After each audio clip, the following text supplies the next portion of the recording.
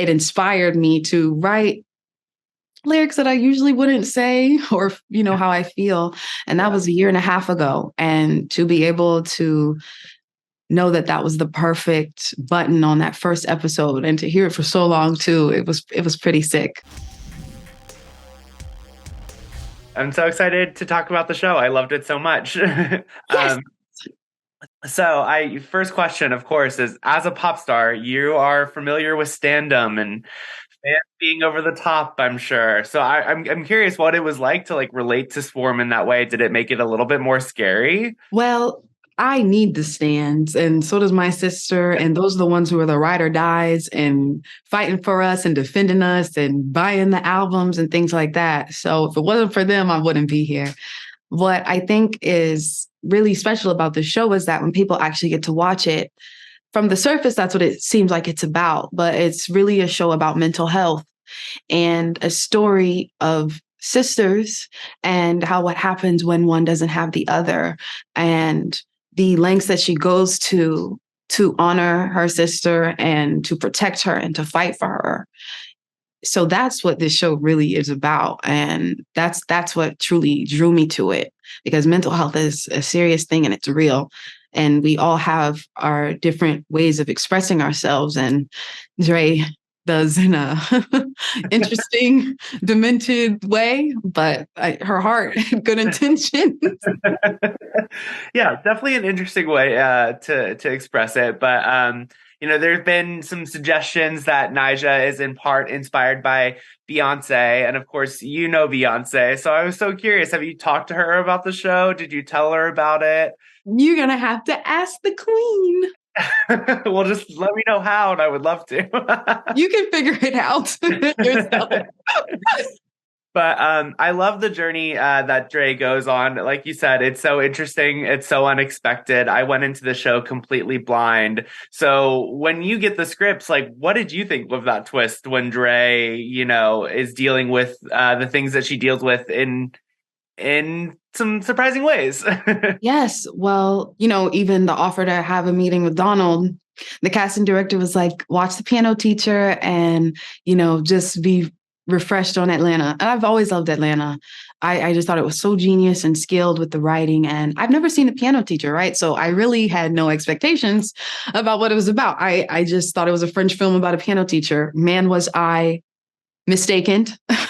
It has become one of my favorite films. Yeah. It is the most psychologically thrilling, and it takes you on such a roller coaster ride. And when I watched that film before I had the meeting with Donald, I was like, so what is this about? Because I didn't get the scripts at all yet. I just saw Untitled Donald Glover Project, and I love him. And he's so smart, and Janine is so intelligent. And, even Malia Obama being a part of the writers, it's just such incredible Black women who are part of this, not to mention Dom.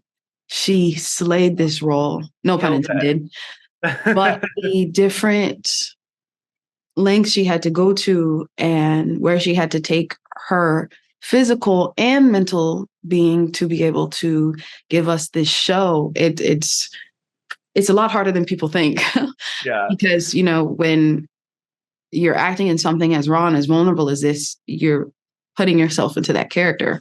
So I'm just so proud to be a part of this with such incredible castmates. Yeah. And yeah, like I said, I love the first two episodes. I can't believe The Piano Teacher was an influence. I recently watched that for the first time as well. So now I'm like, go back and watch the first two episodes. I'm like literally right after this.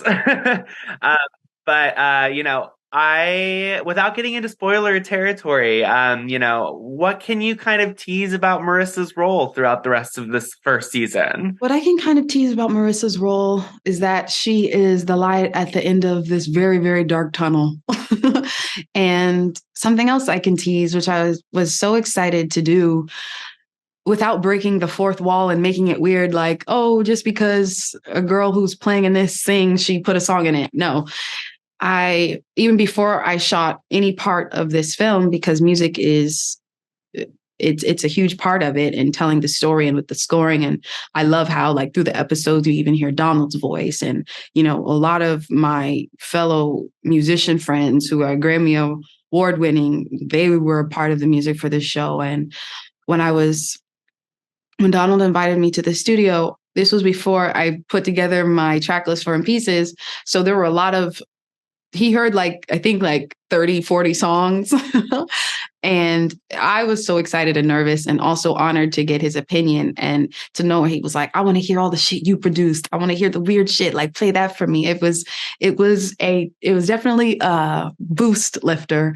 And to be able to find a song I'd already written over this beat, my friend Metro Boomin, shout out to him. He's so incredible and so inspiring to me as a producer as well. It was this insane beat he had, his infamous 808s, and he had a live orchestra playing over it. It felt so haunting, and it inspired me to write lyrics that I usually wouldn't say, or how I feel. And that was a year and a half ago, and to be able to know that that was the perfect button on that first episode, and to hear it for so long too, it was pretty sick. I can't wait to go back and watch, knowing all of this now. But that is my time today. I just want to say thank you for your time. It was such a pleasure to speak with you, and I loved the show. So thank you again. Thank you.